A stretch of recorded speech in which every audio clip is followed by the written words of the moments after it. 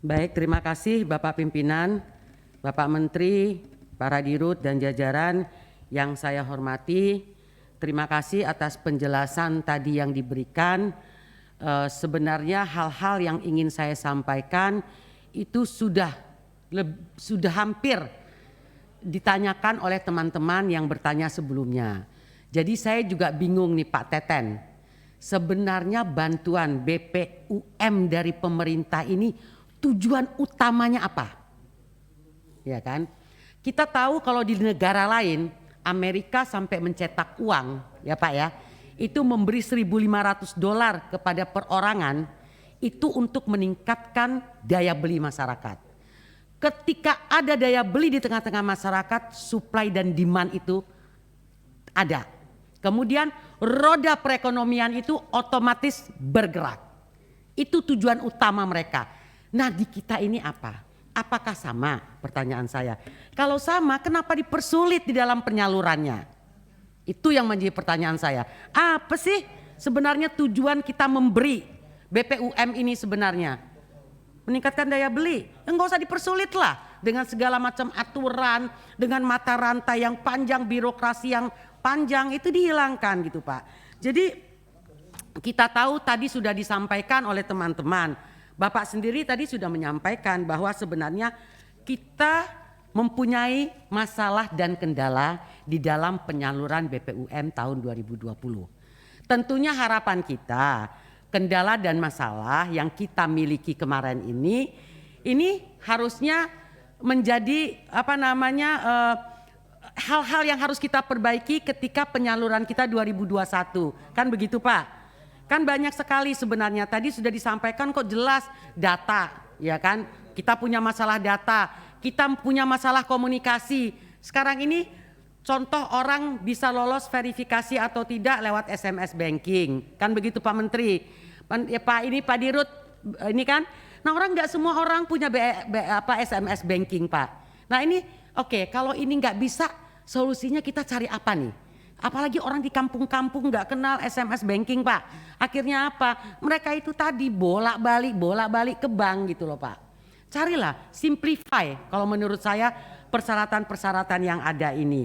Kemudian juga ini ada lagi aturan-aturannya ya kan. Bahwa ini yang mekar nih Pak. Bahwa harus bawa 1 nasabah untuk mekar. Baru bisa dapat menjadi nasabah UMKM. Ini di media loh Pak, diekspos hal-hal ini dan itu diberitakan. Nah ini kan harus diselesaikan masalah ini. Apakah memang harus begitu? Apakah ini harus ini salah, tidak benar gitu loh Pak. Kemudian juga BRI katanya ada masalah nih di dapil saya sendiri Pak. Mereka mau membuka rekening di BRI dari Cepu nih Pak, Blora. Ya membuka rekening di BNI perlu pendampingan dari PNM. Apakah memang harus seperti itu Pak? Ini saya punya linknya, punya medianya semua Pak. Apa memang persyaratan itu harus serumit itu kita buat Pak? Ini yang juga kita harus evaluasi Pak untuk pemikiran yang ada ini. Kemudian ada lagi itu di BRI Pak, maaf BRI. Itu kejadiannya di Banyuwangi nih tadi di Purworejo kan. Karena KTP-nya KTP-nya itu statusnya itu karyawan swasta.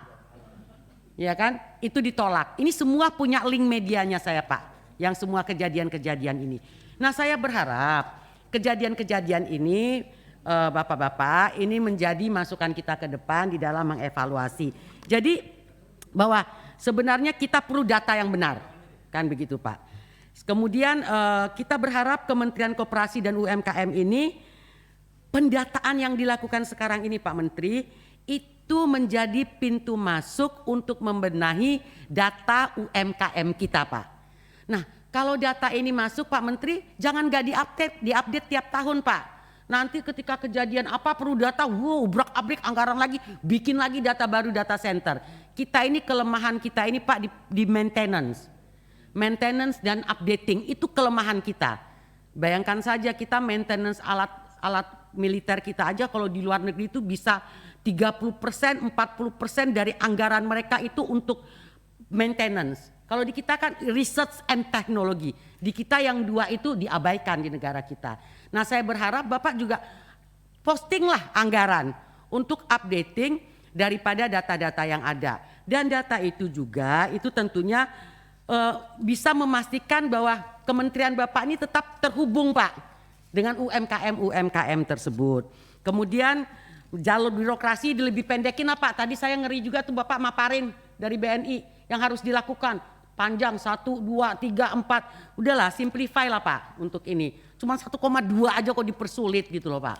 Iya kan? Terus syarat-syarat baru itu udah dievaluasi Pak Menteri yang tadi saya bacakan, saya punya linknya semua.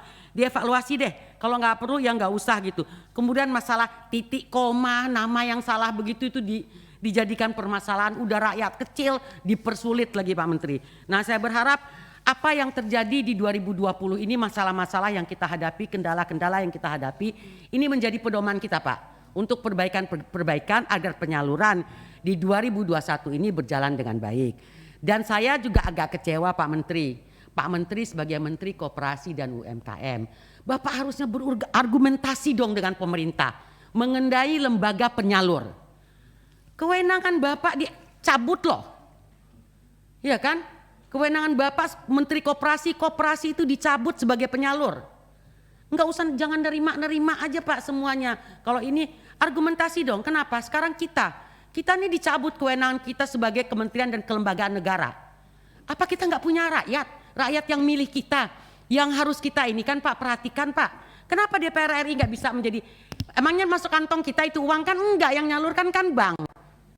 Nggak ada masuk kantong kita DPR RI. Kenapa kita ke lembaga negara dicabut dalam hal itu? Ya kan benar kata Pak Nusron tadi, argumentasi itu harus jelas. Memangnya Bapak pikir benar kepala dinas itu dalam bekerja?